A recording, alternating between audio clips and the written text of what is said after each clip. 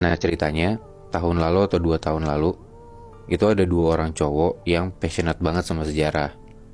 Mereka bukan kuliah sejarah tapi ya cowok-cowok umur 25-an, orang-orang kantoran juga yang emang doyan traveling dan suka ngulik sejarah gitu. Setelah ngulik-ngulik sejarah di daerah Cikini, Kota Tua, dan banyak daerah Jakarta, mereka cobalah agak jauhan dikit dan sepakat buat nyamperin monumen di Luwiliang ini. Sebut aja nama 2 cowok ini, Janu dan Niko, yang mana mereka ketemu juga gara-gara sama-sama suka sejarah.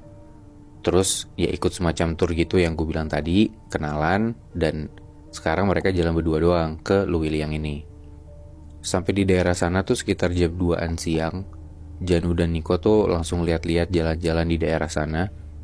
Dan tiba-tiba pas lagi jalan biasa, Niko nih ngeliat kalau sekitar 10 meter di depan dia itu ada monumen yang bentuknya tuh kayak kuburan orang Jepang gitu, Muy. Nah, ini tuh monumen yang gue bilang tadi, yang untuk memperingati tentara Jepang. Jadi bentuknya tuh kayak batu nisan, tapi tingginya tuh sekitar 1 meter. Nah jadi kayak batu nisan tapi ya bentuknya kotak gitu loh. Nah di dekat monumen itu, si Niko nih ngeliat kayak ada sesuatu gitu di atas tanah, di samping monumen itu. Langsung lah gak pakai pikir panjang, Niko nyamperin tuh si monumen dan sesuatu yang ada di dekat si monumen ini. Pas Niko udah deket monumen itu, Niko tuh bisa ngeliat banget dengan jelas itu tuh kepala manusia, Muy. Nat, di deket si monumen ini. Jadi Niko ngeliat ada kepala manusia yang kayak tergeletak aja di atas tanah. Kepalanya doang. Masih ada kulitnya, Bi? Masih ada kulitnya, bener-bener kepala biasa. Begitu Niko udah persis di depan kepala ini, dia jongkok, dan Niko bisa tahu itu tuh kepalanya kelihatan kayak patung. Dan emang kepala doang gitu. Niko tuh ngelihat kepala ini tuh rambutnya cepak, terus matanya kebuka, tapi emang kelihatan sipit. Di situ Niko nyimpulin, wah keren banget nih tempat. Selain ada monumen peringatan, tapi mereka juga bikin patung tentara Jepang di situ. Dan seakan-akan tentaranya ini badannya kekubur, tapi cuma kepala doang yang muncul di atas tanah. Dia baru tahu itu gitu loh, karena sebelumnya dia riset-riset dikit ya, dia cuma tahu ada monumen aja di situ. Gak sampai di situ, Muy, Nat. Karena gak ada tanda dilarang nyentuh, ya si Niko ini nyoba buat megang kepala yang ada persis di depan dia. Niko jongkok, terus dia coba megang si patung kepala ini, dan ternyata Nat, Muy, Niko tuh ngerasain kalau kepala ini tuh mirip banget kayak kepala manusia. Jadi gak kayak patung. Dia pikir ya ini kepala bakal keras karena dibikin dari lilin atau semen gitu loh. Ternyata pas dia pegang, rambutnya tuh berasa tajam-tajam karena kayak rambutnya cepak gitu.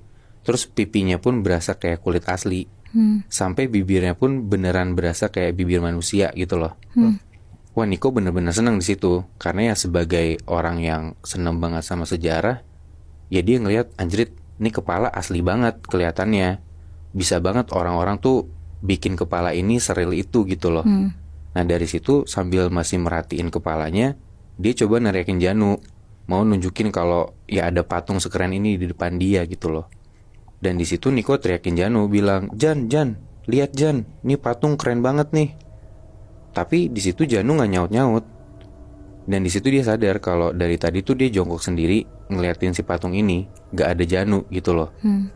Dia ngeliat ke belakang, dia ngadep ke belakang, ya Janu nggak ada sama sekali.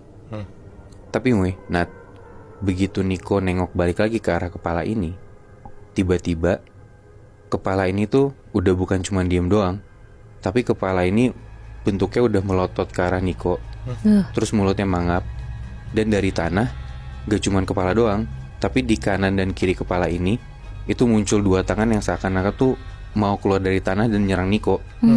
Dari situ Niko langsung jatuhin badannya ke belakang dan bener-bener langsung ngibrit lari sekenceng-kencengnya ngejauh dari tempat itu.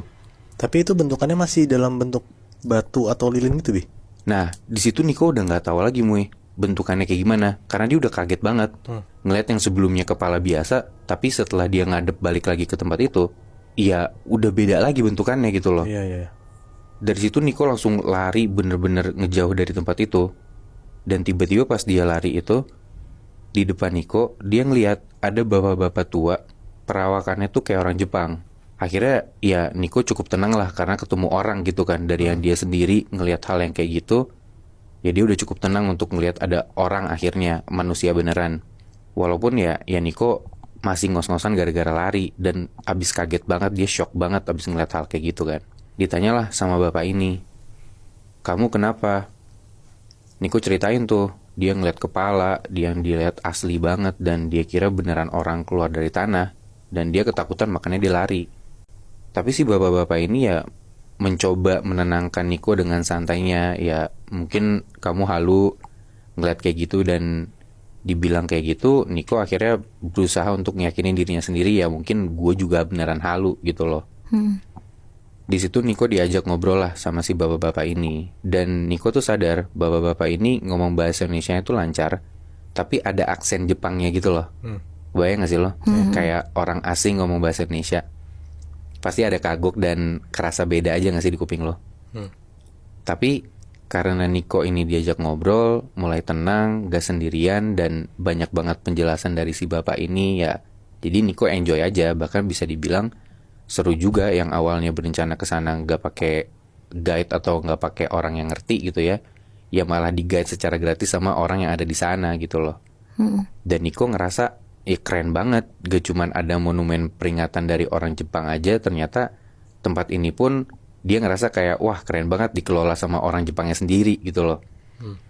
Sekitar nggak beberapa lama mereka ngobrol tentang monumen dan sejarah di situ.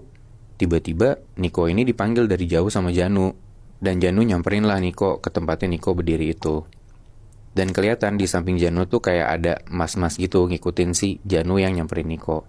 Ditanyalah sama Janu, Nik, lu kemana aja? Pas di saat Niko udah mau jawab, dan Niko mau bilang kalau dari tadi dia ngobrol sama bapak-bapak tua di sampingnya dia, tiba-tiba bapak-bapak tua yang persis di samping Niko itu hilang gitu aja, Nat. Muiset. Gak ada sama sekali. Wah, seketika di situ Niko lemes banget dan mau jatuh, kayak hampir pingsan gitu loh. Dipinggirin dulu lah si Niko ini, disuruh duduk sama Janu dan mas-mas yang ada di situ. Udah mulai tenangan, gak berapa lama akhirnya Niko bisalah cerita apa yang dia alamin. Dari mulai Niko ngelihat kepala di atas tanah, sampai bapak-bapak tua yang perawakannya kayak orang Jepang yang seakan-akan ngobrol sama dia di situ gitu loh. Ternyata mas-mas yang bareng si Janu ini, yang memang salah satu orang yang jagain di sana, ya semacam orang yang ngurusin tempat itulah. Si mas-mas ini bahkan kaget juga, kenapa bisa Niko ngelihat patung yang kita nggak tahu itu patung atau arwah tentara Jepang yang gentayangan di sana ya. Dan juga ya kenapa bisa ada bapak-bapak tua perawakan Jepang juga di situ, karena ya mas-mas yang ada di situ juga nggak pernah lihat ada bapak-bapak Jepang itu di sana. Berarti patungnya tuh juga sebenarnya nggak ada? Nggak ada, Muy. Cuman si Niko doang yang ngelihat ada di situ. Tiba-tiba aja. Anjir, berarti emang bener itu kepala bukan patung dong? Bukan, Muy.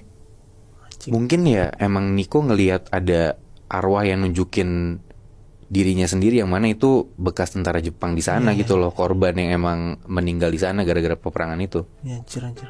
Tapi Wi, mukanya patung itu sama orang yang nge-guide si Niko itu tuh sama atau enggak sih? Beda-beda, Nat. Jadi Beda mukanya. kalau kelihatannya ya emang patung kepala yang dilihat sama si Niko yang ada dalam tanah itu ya emang tentara Jepang, maksudnya bukan yang tua gitu loh. Tapi ketika Niko udah lari dan akhirnya ketemu si bapak-bapak tua ini, beda lagi perawakannya, bener-bener kayak bapak-bapak tua dengan ya mukanya kayak orang Jepang dan ngomongnya juga kayak orang Jepang, tapi beda banget. Apa bapak itu emang ternyata salah satu dari korban peperangan Jepang waktu itu ya? Wah, gue nggak tahu sih, tapi kalau memang ternyata bener, parah juga sih. Muibi, dari cerita kita tadi, ternyata mungkin tempat-tempat bekas perang lainnya tuh juga bukan cuman bekas perang aja, tapi korban-korban itu masih gentayangan di sana.